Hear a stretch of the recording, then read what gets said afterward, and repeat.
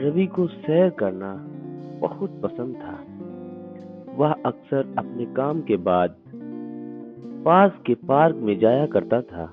एक दिन वह शाम के वक्त पार्क में गया और ठंडी हवा का आनंद लेते हुए उसने सोचा कि वह पार्क के उस कोने में जाएगा जहाँ एक पुराना बेंच पड़ा हुआ था। वह बेंच हमेशा खाली रहता था, शायद इसलिए कि वह थोड़ा सुनसान कोने में था। रवि वहां बैठकर अपनी किताब पढ़ने लगा। धीरे धीरे अंधेरा घिरने लगा और पार्क खाली होने लगा। तभी रवि को एक बूढ़ा आदमी बेंच के पास खड़ा दिखाई दिया। उस आदमी के चेहरे पर एक हल्की मुस्कान थी और उसने रवि से पूछा, बेटा यहाँ रोज आते हो क्या? रवि ने मुस्कुराते हुए जवाब दिया, हाँ, मुझे यहाँ आना पसंद है। और आप? बूढ़े आदमी ने अपनी घड़ी की ओर देखा और धीरे से कहा, हाँ, मैं भी कभी यहाँ रोज आया करता था। यह बेंच मेरी पसंदीदा जगह थी।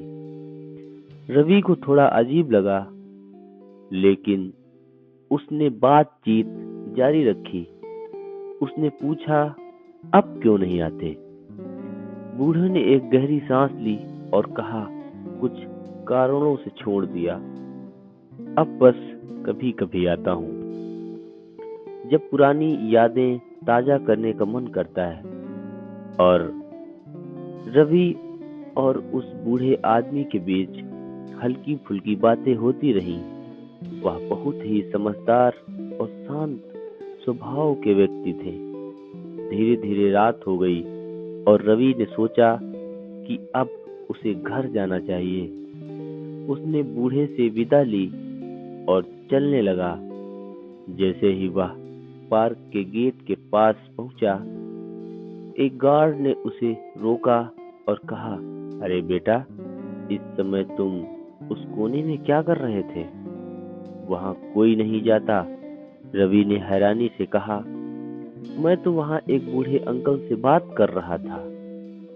वे बहुत अच्छे और समझदार थे।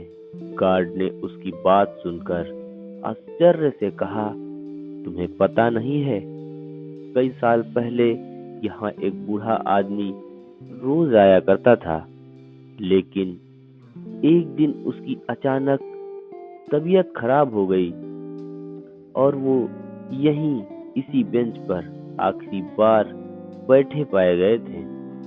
तब से वह बेंच खाली ही रहता है। रवि ने यह सुनते ही ठंड महसूस की। उसे यकीन नहीं हो रहा था कि उसने जिस बूढ़े से बात की वह असल में एक याद थी।